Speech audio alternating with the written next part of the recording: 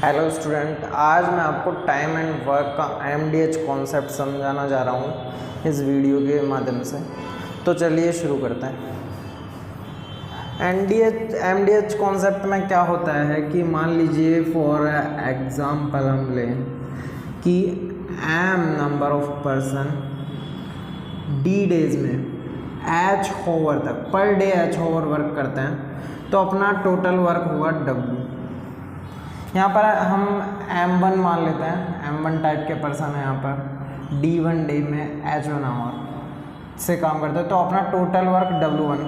हमने total work निकालने के बारे में बताया था कैसे टोटल वर्क निकालते हैं। Total work is equal to total efficiency into total time, ये हमारा टोटल वर्क होता है।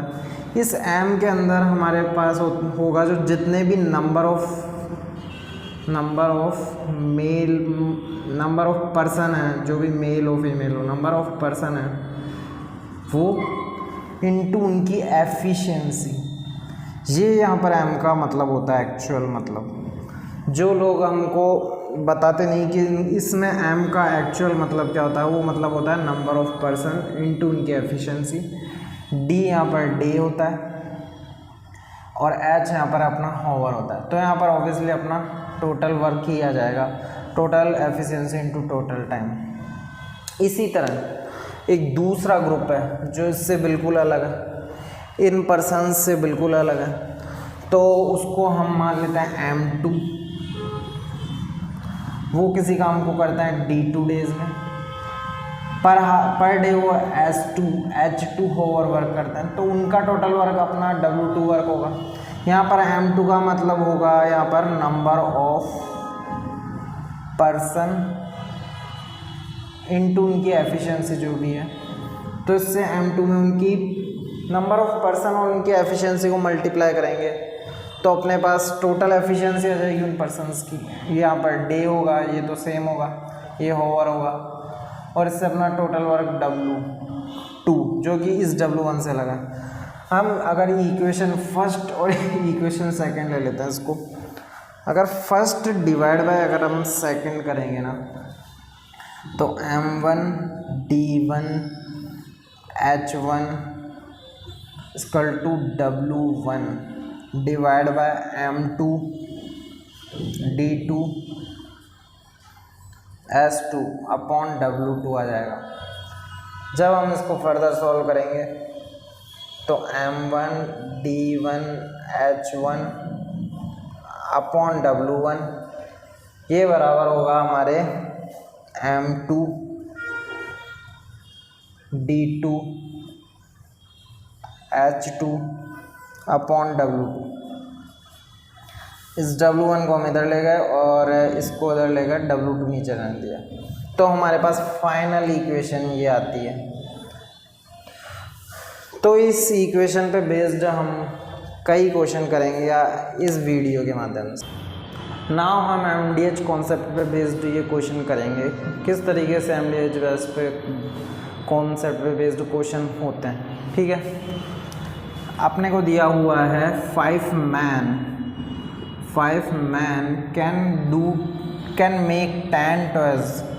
पहले M1 D1 H1 upon W1 equal to M2 D2 S2 upon W2 होता है। यहाँ पर M1 5 man can make 10 toys, यहाँ पर वर्क है 10 in 6 days working 6 hour per day. यहाँ पर 6 आवर पर डे वर्क कर रहे हैं। इन how many days can 12 man make 16 toys. यहाँ पर टॉय 16 हो गए जो कि वर्क है उनका, वर्किंग 8 आवर पर डेज। डेज पूछा कितने डेज में, पर यहाँ पर एक लाइन नोट में लिखी हुई है, it is assumed efficiency of man same in both case.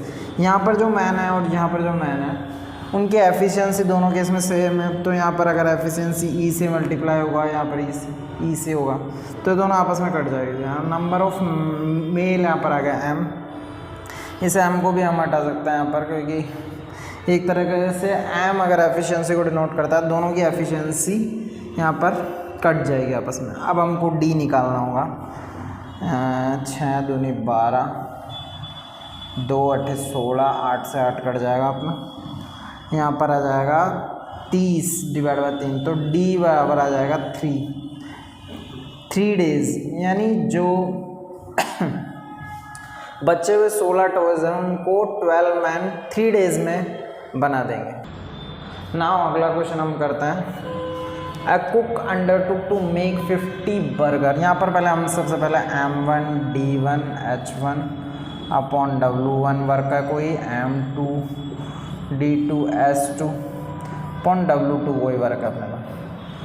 अब एक cook undertook to make 50 burger, यहाँ पर वर्क कितना है 50 है, अभी नहीं लिखना हमको, अभी नहीं लिखना। टोटल वर्क अपना है 50 इन 10 डेज। उसको कितने डेज में करना है इस वर्क को, 10 डेज में करना है। एंड एम्प्लॉय, और उसने कितने पर्सन को एम्प्लॉय किया है, 16 पर्सन को एम्प्लॉय किया है।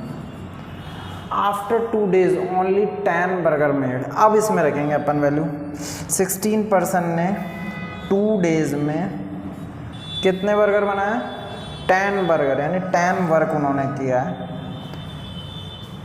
होवर यहाँ पर है नहीं, तो होवर को लेना भी नहीं है। अब अपन से पूछा how many more man should he employ to complete the whole work on time.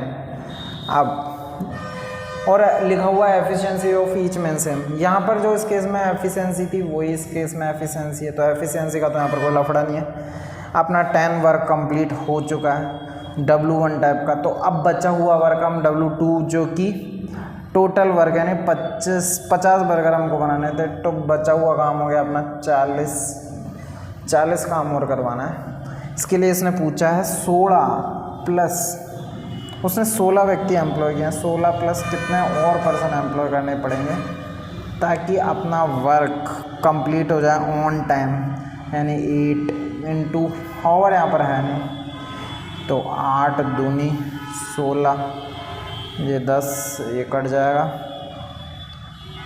4 चौक 16, 16 equal to 16 plus M equal to 0, यानी उसे कोई भी एक्स्ट्रा पर्सन एम्प्लॉय करने की जरूरत नहीं है, वैसे ही वर्क ऑन टाइम पे होगा। ठीक है, ये इस क्वेश्चन का आंसर होगा। इसी कॉन्सेप्ट पे हम अगला क्वेश्चन करते हैं। A can complete 3/4 of work of B, यानी ए ने 3/4 वर्क ऑफ बी, बी का वर्क जितना था, बी का मान लीजिए वर्क 4 था, तो 4 का 3/4 कितना होगा, 3/4, 4 से 4 कट जाएगा और 3 आ जाएगा, 4 का 3/4 3 work of B in 5/6 time then B. B को अगर लगता है मान लीजिए 6 टाइम, तो 6 का 5/6 करेंगे अपन, कितना आएगा 5, यानी 5 टाइम में कंप्लीट किया है ये ए ये बी। ठीक है ना, ये बराबर कर देंगे हम MDH concept, M1 D1 upon work, M2 D2 upon work if the whole work complete in 10 days.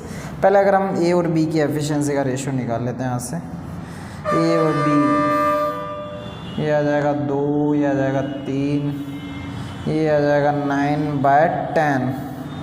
A B की एफिशिएंसी का रेशियो अपने पास आ जाएगा 9/10।